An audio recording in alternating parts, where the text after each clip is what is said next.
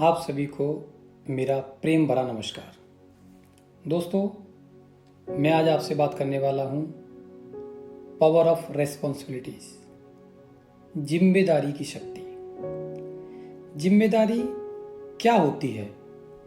जिम्मेदारी एक एहसास है, यह जिस किसी को भी निभाने का अवसर मिलता है वह बहुत खुशनसीब होता है।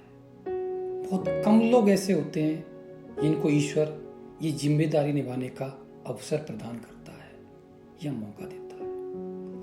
दोस्तों, जिम्मेदारी किसी भी क्षेत्र में, चाहे पारिवारिक, सामाजिक या व्यावसायिक, आध्यात्मिक, चाहे धार्मिक हो, जो भी लेता है ईश्वर भी उसको उसी हिसाब से शक्तियां देता है। जितनी भी बड़ी जिम्मेदारी उतनी ही बड़ी शक्तियां, उतना ही बड़ा मान सम्मान, उतना ही बड़ा अधिकार, उतनी बड़ी सफलता उस इंसान को भगवान देता है और धीरे धीरे करके वह इंसान भविष्य में एक सूर्य की तरह चमकने लगता है। दोस्तों, एक बात कहना चाहूंगा। एक बार की बात है, एक साधु भगवान के दर्शन करने के लिए जा रहे थे, सीढ़ियां चढ़ रहे थे। उनके पास अपनी एक पोटली थी। चढ़ते चढ़ते सीढ़ियां वो देखते हैं कि एक 8 वर्ष की बच्ची के कंधों पर एक विकलांग बच्चा है, जिसको लेकर के वह मंदिर की तरफ जा रही है, आगे बढ़ रही है। साधु भी बहुत थके हुए हैं और उधर बच्ची को भी हाँफते हुए देख रहे हैं। तो अनायास ही साधु ने बोला, हे बेटा, आपने तो बहुत बोझ उठा रखा है, आप तो थक रही होगी। बच्ची जवाब देती है कि बाबा, बोझ तो आपने उठा रखा है, ये तो मेरा भाई है। दोस्त, ये जिम्मेदारी का एक एहसास है। ये सबसे बड़ा एक उदाहरण है जिम्मेदारी उठाने के लिए कि उसने अपने भाई की जिम्मेदारी ली। उससे वो वजन नहीं लगा, उसकी क्या थी, वह जिम्मेदारी थी, क्योंकि वो उसको प्रेम करती है, उसने उसकी जिम्मेदारी ली हुई है। जिम्मेदारी किससे लेनी चाहिए और कब लेनी चाहिए और क्यों लेनी चाहिए, यह एक बड़ा विषय है। जिम्मेदारी के लिए भगवान कोई अवसर, कोई मौका या कोई मुहूर्त नहीं निकालता। वो तो स्वतः ही मौके भगवान देता है और उस समय पर हमको समझनी होती है। एक बार की बात है, एक फकीर नदी किनारे बैठे थे और वो अपने शिष्य को कुछ सिखाना चाहते थे। तो नदी किनारे बैठे हुए थे, उनको वो नदी पार करनी थी, दूसरे गांव जाना था। तो बैठे बैठे इंतजार करने लगे। तो उनके शिष्य ने पूछा, गुरुजी, आप किसका इंतजार कर रहे हो? तो गुरुजी ने बोला कि बेटा, मैं इस नदी के पानी के बह जाने के बाद इस नदी को पार करूंगा। तो शिष्य ने बोला, गुरुजी, ऐसा तो आप कभी कर ही नहीं पाएंगे, इस तरीके से तो आप कभी नदी पार कर ही नहीं पाएंगे। कि बेटा, यही तो मैं आपको समझाना चाहता हूं कि जब सब ठीक हो जाएगा तब जिम्मेदारी लेंगे, ऐसा कभी होता नहीं है। जीवन में चीजें चलती रहती हैं, लेकिन वही मौके को हमको पहचान करके जिम्मेदारी लेनी होती है। वह दिन कभी नहीं आएगा। लेवल कोई भी हो, अपने लेवल के हिसाब से जिम्मेदारी हमको लेनी होती है। एक बार की बात है, स्वामी विवेकानंद जी अमेरिका गए। वहां पर एक अंग्रेज व्यक्ति से उनकी मुलाकात हुई और उस अंग्रेज ने विवेकानंद जी से सवाल किया कि आपके भारतवर्ष में मां को बहुत बड़ा दर्जा दिया जाता है, कोई भी शुभ काम किया जाता है, कोई तीज त्योहार होता है तो उनकी पूजा की जाती है, ऐसा क्यों है? स्वामी विवेकानंद जी ने बोला कि ठीक है, मैं आपके इस सवाल का जवाब 2 घंटे के बाद दूंगा, लेकिन उससे पहले यह जो एक पत्थर पड़ा है ना, आप इसे उठा करके लेके आइए। वो अंग्रेज पत्थर उठा कर लेकर के आता है। विवेकानंद जी उस पत्थर को एक कपड़े के सहारे उसकी कमर से बांध देते हैं और बोलते हैं कि अभी आप जाइए, 2 घंटे के बाद आना, मैं तब आपके सवाल का जवाब दूंगा। वो अंग्रेज व्यक्ति 1 घंटे के बाद ही लौट करके विवेकानंद जी के पास आता है, बोलता है, स्वामी, मुझे अपने सवाल का कोई जवाब नहीं चाहिए, मैं बहुत थक चुका हूं, मैं परेशान हो चुका हूं, आप इस पत्थर को मेरे से खोल दीजिए, मेरे से दूर कर दीजिए। तो विवेकानंद जी उनको बोलते हैं, मैं आपको यही तो समझाना चाहता था कि एक माँ अपने बच्चे को 9 महीने तक अपने पेट में रखती है, वो बोझ महसूस नहीं करती है, वो अपनी जिम्मेदारी समझती है कि ये मेरी जिम्मेदारी है, मैं अपने बच्चे को जन्म दूंगी पूरी जिम्मेदारी के साथ। इसीलिए उस माँ की पूजा की जाती है। दोस्तों, भगवान ने हर इंसान को असीमित क्षमताएं देकर भेजा है, लेकिन जिम्मेदारी न लेने के कारण लोग अपने आप को चमका नहीं पाते, अपने आप को निखार नहीं पाते, और जो मुकाम या सफलता अपने जीवन में चाहते हैं वह पा नहीं पाते। ऐसा माना जाता है कि ईश्वर जब हमको कुछ देना चाहता है या कुछ हमारे लिए बड़ा करना चाहता है, तो वह हमारे जीवन में किसी न किसी को दूत के रूप में भेजता है। वह दूत हमारी जिंदगी में आता है प्रत्यक्ष या अप्रत्यक्ष रूप से, और हमारे साथ ऐसी घटनाएं घटती हैं जिससे हमें जिम्मेदारी का एहसास होता है। लेकिन जो उस जिम्मेदारी को समझ लेते हैं, उसी दिन से उनका सूर्योदय और उनका जीवन चमकने लग जाता है। एक बार की बात है, रतन टाटा बहुत बड़े बिजनेसमैन, इंडिया के आइकॉन, एक वक्त में उनकी टाटा मोटर पैसेंजर डिवीजन घाटे में चल रही थी, तो वह उसको बेचने का निर्णय लेकर के अमेरिका जाते हैं। वहां पर उनकी मुलाकात बिल फोर्ड से होती है और वह अपना प्रस्ताव बिल फोर्ड के सामने रखते हैं। बिल फोर्ड उनके प्रस्ताव को स्वीकार करते हुए उनको एक ताना मारते हैं, जब आपको पैसेंजर व्हीकल का बनाना नहीं आता है तो आप करते क्यों ऐसा? आपको जब अनुभव नहीं है, जब कर ही नहीं सकते, तो आप बनाते क्यों? ये बात उनको चुभ गई और वो रातों रात अपने पूरे मैनेजमेंट को लेकर के इंडिया वापस आते हैं, और इंडिया वापस आकर के दिन रात मेहनत करते हैं और ये निर्णय लेते हैं कि इस पैसेंजर व्हीकल डिवीजन को मैं इतनी ऊंचाइयों पर लेकर के जाऊंगा कि दुनिया इसका उदाहरण देगी। उन्होंने दिन रात मेहनत की, समय बीतता चला गया। धीरे धीरे करके फोर्ड कंपनी घाटे में पहुंचने लगी, घाटे में जाने लगी। एक समय ऐसा आया जब विल फोर्ड अपने पूरे मैनेजमेंट टीम के साथ इंडिया आए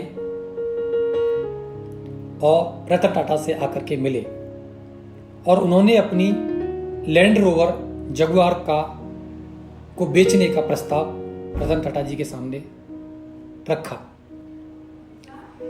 जब उन्होंने ये प्रस्ताव रखा तो रतन टाटा जी ने कोई भी उनको ताना नहीं मारा, उन्होंने उनको स्वीकार किया कि हाँ, हम आपकी लैंड रोवर जगुआर को खरीद लेते हैं।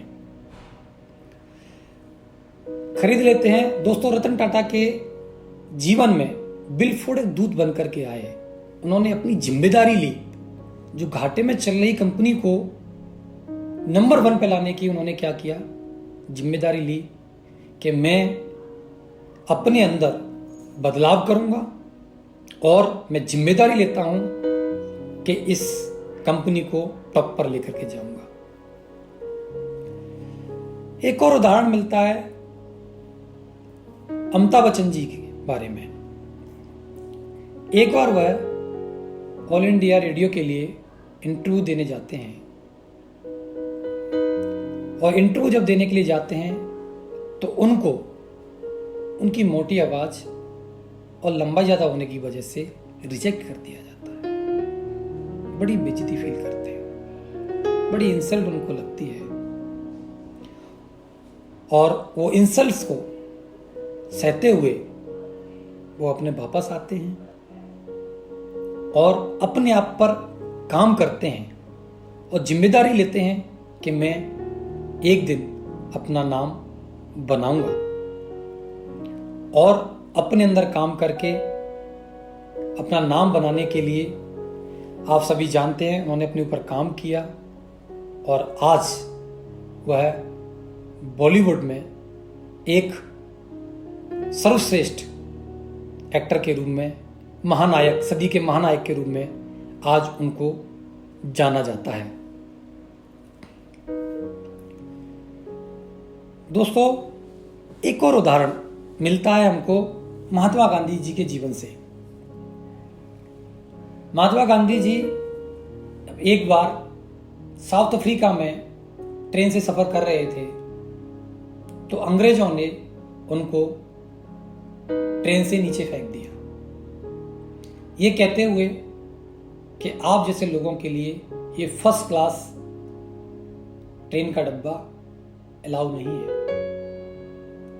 वो उस बेइज्जती को महसूस करते हैं और दिल में लगाते हैं और निर्णय लेते हैं और जिम्मेदारी लेते हैं कि आप लोगों ने मेरे को इस ट्रेन से बाहर फेंका है, मैं आप सभी को अपने देश से निकाल के फेंकूंगा। दोस्तों, एक इंसान जिम्मेदारी पूरे देश को आजाद कराने के लिए लेता है। जिम्मेदारी इतनी बड़ी ताकत है कि जब इंसान जिम्मेदारी ले लेता है तो इतना बड़ा, आप सभी लोग वाकिफ हैं गांधी जी के बारे में, आजादी की कहानी के बारे में। तो एक इंसान की जिम्मेदारी की वजह से आज पूरा का पूरा हिंदुस्तान आजादी की सांस ले रहा है और आजादी के साथ पूरा जीवन जी रहा है। तो महात्मा गांधी जी के जीवन में भी कोई एक अंग्रेज दूत बनकर के आया और उन्होंने इतना बड़ा निर्णय लिया, जिम्मेदारी ली और करके दिखाया। अगर हमको भी सेफ शॉप में बड़ी कामयाबी चाहिए तो हमको भी क्या करना पड़ेगा, पहले दिन से, आज से, अभी से हमको जिम्मेदारियां लेनी होंगी। अपने अपने स्तर की सारी जिम्मेदारियां हमको आज से ही उठानी होंगी। बहुत लोग कहते हैं, मैंने सुना है, मैंने बहुत सारे लोगों से इस बात को सुना है, लोग कहते हैं कि इस बिजनेस में सभी लोग सफल नहीं होते। मैं कहता हूं कि सारे लोग जिम्मेदारी नहीं लेते। लोग कहते हैं कुछ ही लोग सफल होते हैं। हां, मैं भी यही कहता हूं कि कुछ ही लोग जिम्मेदारी लेते हैं। जिम्मेदारी लेने का मौका मिलता है तो, लेकिन कुछ ही लोग लेते हैं। मिलता सभी को है लेकिन लेते कुछ ही लोग हैं, इसीलिए कुछ ही लोग सफल होते हैं। दोस्तों, एक बात बोलना चाहूंगा, जिम्मेदारी ही एक ऐसी चीज है जो कभी दी नहीं जाती, केवल ली जाती है। अगेन, जिम्मेदारी ही एक ऐसी चीज है जो कभी दी नहीं जाती, केवल ली जाती है। दोस्तों, एक बार की बात है, मेरा बहुत अच्छा काम चल रहा था। तभी मेरे एक अपलायन के द्वारा मेरे कई लीडर्स को तोड़ लिया। फिर मैंने काम किया और जब दोबारा सब कुछ ठीक ठाक हुआ, उसी लीडर ने दोबारा फिर से मेरी टीम को तोड़ लिया। मैं बड़ा हताश था, मैं बड़ा निराश था। मैंने अपने अपलायन से बात की, मिस्टर नरसिंह अग्रवाल से। उन्होंने मेरे को समझाया कि जोड़ना तोड़ना तो ये दुनिया का नियम है, ये तो चलता रहेगा। तोड़ने वाला अपना काम करेगा, आप जोड़ने वाले हो, आप बनाने वाले हो, आप अपना काम करो। क्या आप गरीबी में रहना चाहते हो या अमीर बनना चाहते हो? उस दिन से मैंने मुट्ठी बांधी और निर्णय लिया और जिम्मेदारी ली कि आज से मैं कसम खाता हूं कि तोड़ने वाला कोई कितना भी तोड़े, लेकिन मैं इतना बड़ा काम करके दिखाऊंगा कि दुनिया देखती रह जाएगी। तो मैं दूसरों को दोष न देकर मैंने क्या किया, मैंने अपने काम को अपने ऊपर काम करके और जिम्मेदारी लेकर के उसे कई गुना बढ़ाया। चाहता तो मैं दूसरों को दोष दे सकता था, मैं रो सकता था, मैं काम छोड़ सकता था, मैं बैठ सकता था, लेकिन मेरी जिम्मेदारी लेने की ताकत ने मेरे को आज सफल बनाया है। जिम्मेदारी के बारे में एक बात और बोली जाती है, दुनिया की सबसे बेहतर दवाई है कौन सी? जिम्मेदारी। दुनिया की सबसे बेहतर दवाई है कौन सी? जिम्मेदारी। एक बार पी लीजिए साहब, जिंदगी भर थकान नहीं होगी, जिंदगी भर थकान नहीं होगी। मैंने अपने जीवन में बहुत सारे क्षेत्रों में जिम्मेदारी ली और उसको बखूबी निभाया। एज ए बेटा, जब मैं छोटा था, घर के हालात ठीक नहीं थे, स्थितियां बेसम थी, मेरे फादर नौकरी किया करते थे, एक आम जिंदगी जो होती है वैसी चल रही थी। लेकिन धीरे धीरे करके मैं आगे बड़ा हुआ, पढ़ाई लिखाई हुई, तो मैंने अपने परिवार को उस गरीबी से बाहर निकालने की क्या ली? जिम्मेदारी ली। घर में और भी भाई थे, लेकिन मैंने जिम्मेदारी ली कि मैं अपने माता पिता का एक अच्छा बेटा, एक जिम्मेदार बेटा बन करके दिखाऊंगा। अगर बेटों की बात आए तो मेरे पेरेंट्स ये बोलने चाहिए कि बेटा हो तो ऐसा। और मैंने एक अच्छा बेटा बनने की जिम्मेदारी ली और मैंने अपने आप को साबित भी करके दिखाया। तो आप भी एक अच्छा बेटा बनने की जिम्मेदारी ले सकते हैं और अपने माँ बाप का नाम रोशन कर सकते हैं। जब बात आती है एज ए पति, तो मैंने एज ए पति भी जिम्मेदारी ली कि मैं अपने जीवन साथी को एक अच्छी जिंदगी दे पाऊं, जो उनके सपने हों उनको मैं पूरे कर पाऊं, जो उनकी इच्छाएं हों उनको मैं पूरा कर पाऊं, जो भी एक्सपेक्टेशंस वो मेरे से रखती हैं उनको मैं पूरा कर पाऊं। दोस्तों, आज मुझे ये बताते हुए खुशी है कि मैं अपनी पत्नी को वो सारी खुशियां दे पाता हूं जो वो मेरे से उपेक्षा करती हैं। तो मैंने एक अच्छे पति बनने की जिम्मेदारी ली। आप भी एक अच्छी पति बनने की जिम्मेदारी ले सकते हैं। तीसरा, एज ए पिता।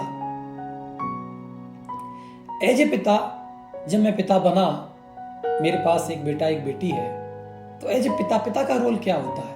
अपनी संतान को सुख देना, उनकी इच्छाओं की पूर्ति करना, जो वो चीज चाहें, खाना चाहें, पहनना चाहें, जिस घर में रहना चाहें, वो सारी उनकी इच्छाएं पूरी करना मैंने करके दिखाया। और उनको एक बेहतर एजुकेशन, एक पेरेंट्स का सबसे बड़ा रोल होता है कि अपने बच्चों को एक बेहतर एजुकेशन। तो आज मुझे ये बताते हुए खुशी है कि मेरे बच्चे आज DPS आगरा में पढ़ते हैं और एक अच्छी एजुकेशन ले रहे हैं, घूमने फिरने जा रहे हैं, विदेश यात्राएं ले रहे हैं, तो आज मैं एक अच्छे पिता की जिम्मेदारी बखूबी निभा पा रहा हूं। अगली बात आती है चौथे नंबर पे, एज ए एसोसिएट। जब मैं 2003 में इस बिजनेस में एज ए एसोसिएट एंटर हुआ, तो मैंने जिम्मेदारी ली कि मैं एक अच्छा एसोसिएट बन पाऊं अपनी कंपनी का, सेफ शॉप का।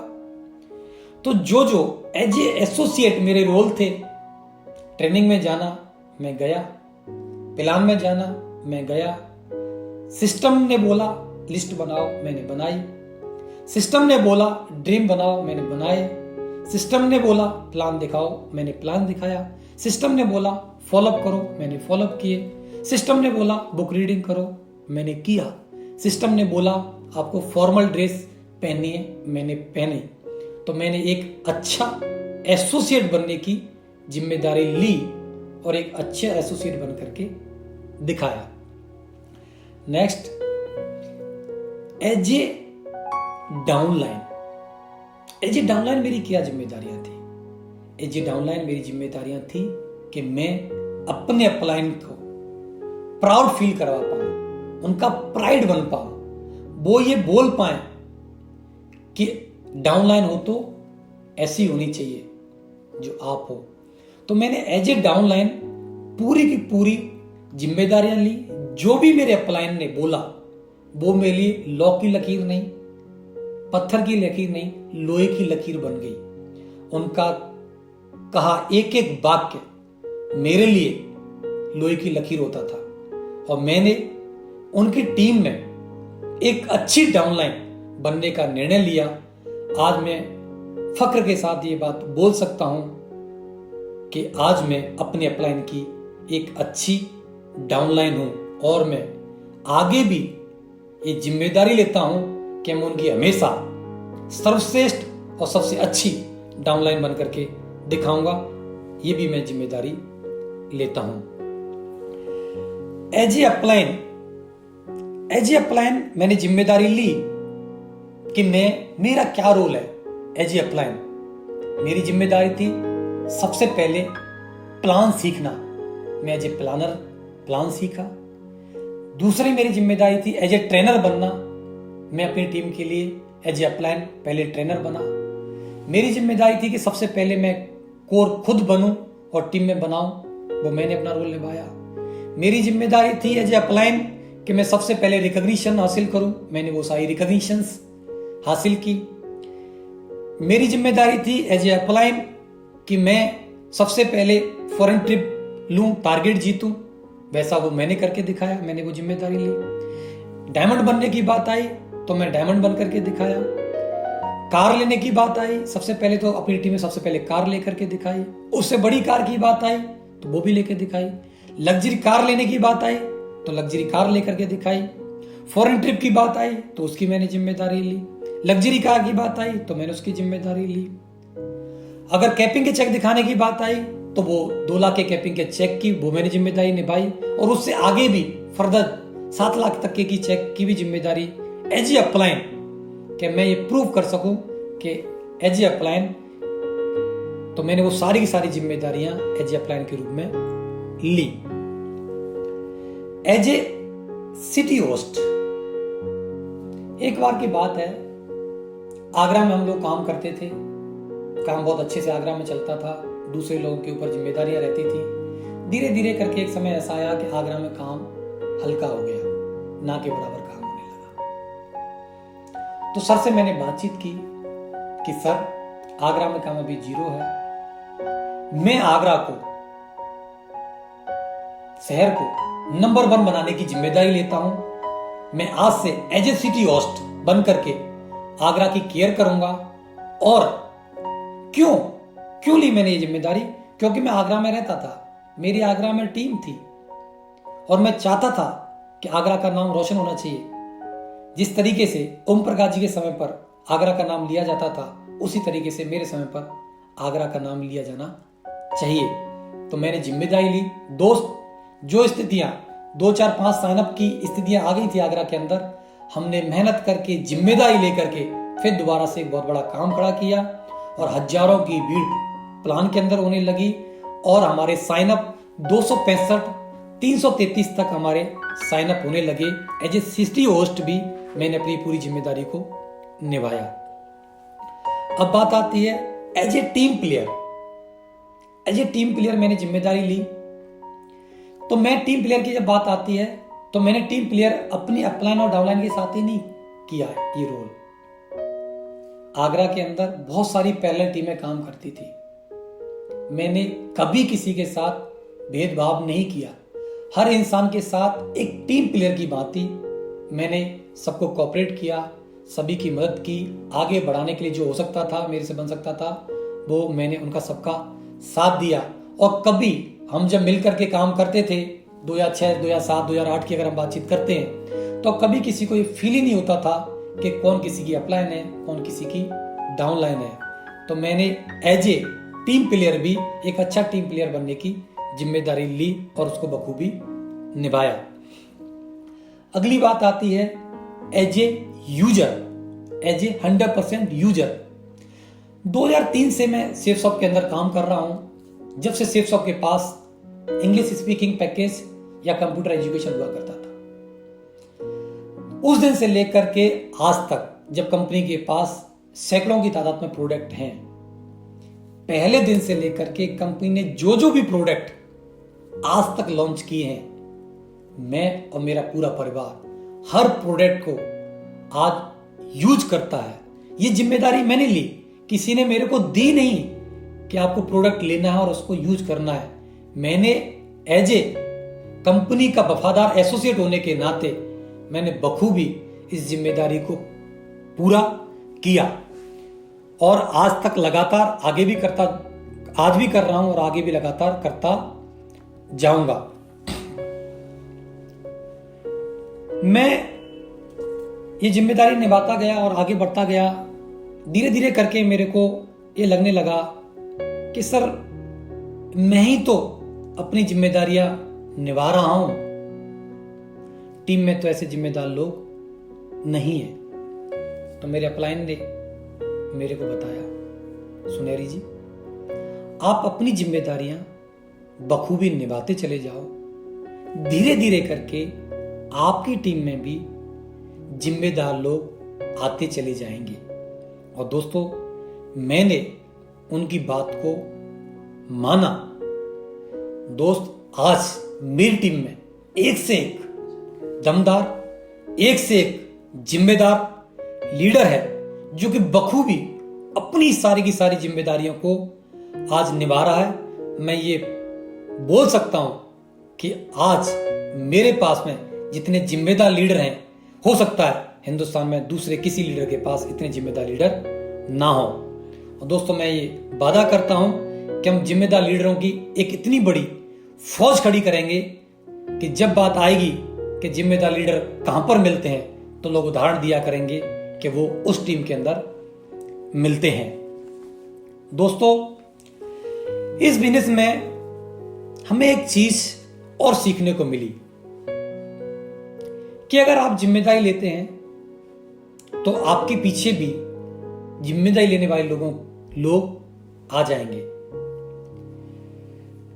जैसे कि फॉर एग्जाम्पल जब आप चलते हैं और आपके पीछे एक छोटा बच्चा चल रहा है, तो जब वो छोटा बच्चा जब आपके पीछे पीछे चल रहा होता है तो आप हर चीज का ख्याल रखते हैं। रोड क्रॉस करते समय आप ध्यान रखते हैं, किसी भी काम को करते हुए आप ध्यान रखते हैं, क्योंकि आपको डर रहता है अंदर से कि एक छोटा बच्चा मेरे पीछे चल रहा है जो कि मेरे को फॉलो कर रहा है। अगर मेरे से एक कोई छोटी गलती होती है, एक छोटी मिस्टेक होती है, तो वो उसको गलत डायरेक्शन में वो जा सकता है, उसकी जिंदगी बर्बाद हो सकती है, उसको चोट लग सकती है, वो भटक सकता है। इसलिए क्या करते हैं हम लोग, बड़ी सावधानी से चलते हैं। लेकिन दोस्तों हम लीडर हैं। हम कौन है? हम लीडर हैं, वो भी एक जिम्मेदार लीडर। हमको भी प्रत्येक चीज का ख्याल रखना होगा, क्योंकि हमारे पीछे भी हजारों लाखों लोग चल रहे हैं जो हमको फॉलो करते हैं। इसीलिए दोस्तों हमको बहुत ही ज्यादा सावधानी बरतने की जरूरत है, बहुत ही सही तरीके से चलने की जरूरत है। क्योंकि अगर हम भटके तो हजारों लोगों का भविष्य दांव पर लग सकता है, वो भी भटक सकते हैं। दोस्तों, तो जिम्मेदारी की जो शुरुआत है पहले खुद से करनी होगी और प्रत्येक काम की जिम्मेदारी लेकर के उसको हमको निभाना होगा। दोस्तों, आपको कितना बड़ा काम खड़ा करना है इसका निर्णय तो आपको ही लेना होगा, क्योंकि ये कोई दूसरा नहीं ले सकता। आप छोटा करना चाहते हैं या आप बड़ा करना चाहते हैं। अगर वास्तव में आप बड़ा काम खड़ा करना चाहते हैं तो आपको जिम्मेदारी लेनी होगी। अगर आप जिम्मेदारी लेते हैं तो आने वाले कुछ सालों के बाद आपकी आईडी के नीचे भी क्राउन एम्बेसडर लिखा होगा। और जो लोग ऐसा नहीं करेंगे, जिम्मेदारी नहीं लेंगे, तो कुछ समय के बाद आप देखोगे कि वो लोग इस बिजनेस में डायमंड भी नहीं बनेंगे और दिखाई भी नहीं देंगे। तो दोस्तों, मैं आशा करता हूं कि आप सभी लोग जिम्मेदारी लेकर के अपने मनचाहे सपने पूरे करेंगे। दोस्तों, ये बोला जाता है ऊपर वाला भी सर देख करके सरदारी देता है। अगर आप जिम्मेदारी निभा सकते हैं, ईश्वर ने आपको एक ऐसा काम, एक ऐसा प्लेटफॉर्म दिया है जहां पर आप अपनी जिम्मेदारियों को निभा करके अपने आप को प्रूव कर सकते हैं। दोस्तों, बहुत किस्मत वाले होते हैं वो लोग जिनको जिम्मेदारी निभाने का सौभाग्य मिलता है। हर किसी को नहीं मिलता। आप सौभाग्यशाली हो। आपको हजारों लाखों लोगों को लीड करने का मौका मिला है, एक एग्जाम्पल सेट करने का मौका मिला है। तो आप जिम्मेदारी निभाइए। एक बार क्या हुआ, देखा गया है, दोस्तों मैं यहां पर करेक्ट करना चाहूंगा, देखा गया है कि कुछ लोग तो ऐसे होते हैं जो अपनी पूरी टीम लेफ्ट और राइट की पूरी जिम्मेदारी लेते हैं और दिन रात मेहनत करके उसको निभाते हैं। कुछ एक लोग ऐसे भी होते हैं जो कि अपनी प्रोग्रेस लैब, जहां इंटरेस्ट की लैब होती है, वहां पर भी अपनी जिम्मेदारी को नहीं निभाते हैं। बड़ी कुंठा फील होती है, अंदर से बड़ा खराब महसूस होता है कि लोगों को अपनी जिम्मेदारी का एहसास नहीं है। अगर ये लोग अपनी जिम्मेदारी को निभाने लग जाएं तो ये भी आगे बढ़ सकते हैं, तरक्की कर सकते हैं, ये भी मान सम्मान पा सकते हैं, ये भी पैसा कमा सकते हैं, ये भी बहुत बड़ी सफलता ले सकते हैं। दोस्तों, एक बार क्या हुआ, एक व्यक्ति था जो कुत्तों से बहुत प्रेम करता था, डॉग लवर था। तो एक दिन देखता है वो कि कहीं से कुत्ते के रोने की आवाज आ रही है। तो आवाज की दिशा में वो धीरे धीरे करके जाता है तो वो देखता है कि एक पास के घर में ही एक कुत्ता कूं कूं कूं कूं करके करहा रहा है, रो रहा है। तो जाके देखता है एक सज्जन, घर के मालिक, एक चेयर पर बैठे हुए होते हैं और कुत्ता जो कि लकड़ी का फर्श बना होता है उसके ऊपर बैठा होता है। तो वो उस घर के मालिक से जाके कहते हैं कि साहब, आपका कुत्ता रो रहा है, ये परेशान है, दुखी है, इसकी कुछ मदद क्यों नहीं करते? तो मालिक बोलता है, कोई फर्क नहीं पड़ता, इसकी रोज की आदत है, ये तो रोज ही ऐसा करता है। फिर जो डॉग लवर था वो व्यक्ति फिर दोबारा से बोलता है, आप कितने निर्दयी व्यक्ति हैं, आप ऐसे कैसे कर सकते हैं? आपका पेट है, आपका पालतू कुत्ता है, वो करहा रहा है, आप उसके लिए कुछ करते क्यों नहीं? कि मैं क्या करूं? एक लकड़ी का फर्श है, इसके अंदर एक छोटी सी कील निकली हुई है, ये इसके ऊपर बैठा हुआ है, इसको दर्द हो रहा है। ये जब तक बैठा हुआ है तब तक इस दर्द को ये सह सकता है। जिस दिन ये दर्द इसके लिए असहनीय बन जाएगा, उस दिन ये ऑटोमेटिक यहां से निकल करके, यहां शूट करके बाहर जाएगा, निकल जाएगा। यहां पर भी, हमारे बिजनेस में भी कुछ लोग, मेरी लेग नहीं चल रही, मेरे को पैसा नहीं आ रहा, मेरे को ये नहीं हो रहा, कराहते रहते हैं। कब तक? जब तक उनसे वो सहन हो रहा है। तब तक उसको सहन करते रहते हैं। लेकिन दोस्तों, अब सहन करने का वक्त नहीं है, अब जीवन बदलने का वक्त है। आप अपनी जिम्मेदारियों का एहसास करिए। बहुत सारे लोगों का भविष्य आपके साथ लगा हुआ है। आप अपनी टीम की जिम्मेदारी लीजिए, टीम को आगे बढ़ाने की जिम्मेदारी, टीम में अचीवमेंट दिलवाने की जिम्मेदारी, टीम में टारगेट जितवाने की जिम्मेदारी आपको लेनी होगी और आप ले सकते हैं। बखूबी आप उस जिम्मेदारी को निभा सकते हैं। अगर आप जिम्मेदारी निभा सकते हैं तो जीवन में बहुत आगे बढ़ सकते हैं। दोस्तों, यहां पर मैं एक सुझाव देना चाहूंगा आप सभी को कि अपने जीवन में ऐसे 2 4 5 लोगों को तलाशो जो आपको मोटिवेट कर सकते हो, जो आपको प्रेरित कर सकते हो, जो आपका भला चाहते हो, जो आपकी खुशियों में शरीक होते हो, जिनसे आपको मिलने के बाद आपको खुशी मिलती हो, जिनसे मिलने के बाद आपके अंदर एक ऊर्जा का संचार होता हो। ऐसे लोगों को जरूर ढूंढिए और जब वो लोग आपको मिल जाएं, तो उनको आप फिर फॉलो करिए। कुछ लोग तो होंगे दोस्त जो अपनी टीम की जिम्मेदारी निभा करके बहुत बड़े बड़े मुकाम हासिल कर रहे होंगे। ये देखना आपको होगा कि कौन है वो लोग जो आज बड़ी सफलताएं अर्जित कर रहे हैं, बड़ा नाम रोशन कर रहे हैं और अपनी टीम की जिम्मेदारियां निभा रहे हैं। तो दोस्तों, ऐसे लोगों को ढूंढिए और ऐसे लोगों की संगत में आप रहिए। चलो दोस्तों, मिलकर एक और पारी खेलते हैं और खेलनी तो पड़ेगी ही। जब पारी एक और खेलनी ही है तो फिर इंतजार किसका। चलो आओ मिलकर के शुरुआत करते हैं, क्योंकि मुझे पता है आप सभी लोग सफल होना चाहते हैं, इसीलिए एक पारी तो और खेलनी है। तो मिलकर के एक नई शुरुआत करते हैं।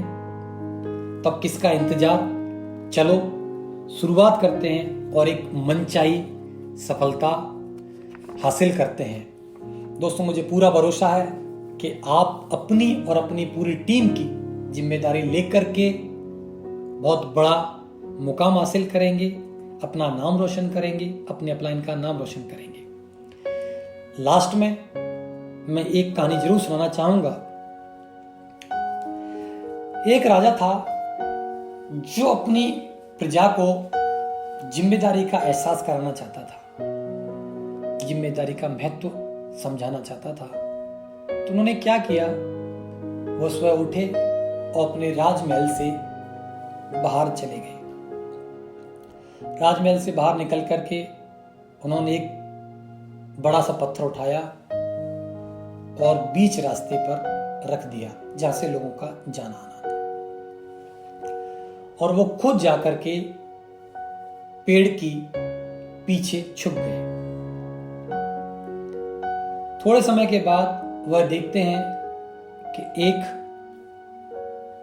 तांगे वाला व्यक्ति अपना तांगा लेकर के गाना गुनगुनाते हुए निकलता है और पत्थर को देखता है और बोलता है, पता नहीं कैसे कैसे लोग हैं, बीच में पत्थर रख देते हैं, रास्ते में अवरोध पैदा कर देते हैं। ये बोलते हुए वो निकल जाता है। राजा ने देखा और वो चुप रह गए, किसने कुछ नहीं किया। फिर थोड़े समय के बाद एक बैलगाड़ी वाला व्यक्ति उस रास्ते में आया। कई सारे लोग आपस में बात करते हुए जा रहे थे। वो भी देखते हैं, वो अपनी गति को थोड़ा धीमा कर लेते हैं, पत्थर की तरफ देखते हैं और उसमें से लोग कुछ बोलते भी हैं कि चलो इस पत्थर को हटा देते हैं। तो बैलगाड़ी वाला बोलता है कि यार बैल, इस पत्थर को हटाने से क्या हमारा कुछ कोई पैसा मिलेगा या कोई नाम होगा, चलो छोड़ो, कोई मतलब नहीं है। और वो वहां से साइड से होते हुए निकल जाते हैं। राजा बड़े अचंभित होते हैं कि यार इसने भी कुछ नहीं किया। खड़े रहते हैं। थोड़े समय के बाद एक घुड़सवार, एक सैनिक उस रास्ते पर आता है। तो राजा देख करके खुश होते हैं कि चलो मेरे राज्य का सैनिक है, ये तो जरूर कुछ ना कुछ करेगा, इस रास्ते के पत्थर को जरूर हटाएगा। लेकिन देखते हैं वो घुड़सवार आता है और उस पत्थर की तरफ देखता है और वो भी यही बात बोल करके कि कैसे लोग हैं, रास्ते में पत्थर डाल देते हैं और मेरे को क्या पड़ी, कोई दूसरा आकर के इसको हटा देगा। वो भी चला जाता। बड़ा दुखी होते हैं राजा कि मेरे राज्य का सैनिक भी ऐसा ही है, उसने भी कुछ नहीं किया। वो वहां से महल जाने की सोच ही रहे थे कि थोड़ी देर के बाद कुछ महिलाएं घड़े लेकर के पानी भरने के लिए जाती हैं, निकलती हैं। वो आती हैं और एक महिला उससे टकरा करके गिर जाती है। वो महिलाएं भी आपस में यही बात बोलती हैं कि कितने बेवकूफ लोग हैं, कितने नासमझ लोग हैं और बीच में पत्थर डाल देते हैं, मेरे चोट लग गई, मेरा घड़ा फूट गया, मेरा नुकसान हो गया, और ये सब बोलते हुए वो अपने घर वापस आ जाते हैं। राजा ने ये सब कुछ देखा और पेड़ से छुप करके जो देख रहे थे वो बाहर आते हैं और पत्थर को उठा करके वो दोबारा से साइड में रख देते हैं और अपने महल की तरफ जाते हुए सोचते हैं कि अभी हमारे राज्य में जिम्मेदारी के बारे में सिखाने की बहुत ज़्यादा भी आवश्यकता है। बहुत नासमझ लोग हैं जो अपनी जिम्मेदारी का जिनको एहसास नहीं है, और सिर्फ खाली बातें करने से कुछ नहीं होगा, इनको जिम्मेदारी का एहसास कराना होगा। तो दोस्तों, सिर्फ बातों से काम नहीं चलेगा, सिर्फ बातों से काम नहीं होता है, जिम्मेदारी लेनी पड़ती है। तो दोस्तों, मुझे पूरा भरोसा है कि आप अपनी अपनी जिम्मेदारियों को पूरी तरीके से लोगे और उनको निभाओगे। दोस्तों, जिम्मेदारी के ऊपर एक मेरा एक छोटा सा प्रयास था।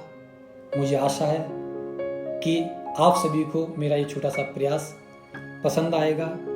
मैं आप सभी के उज्जवल भविष्य की कामना करता हूँ कि आप इस पावर ऑफ रिस्पॉन्सिबिलिटी के चैप्टर से कुछ सीख लेकर के अपने जीवन में आप आगे बढ़ें, अपना नाम, अपने परिवार का नाम रोशन करें।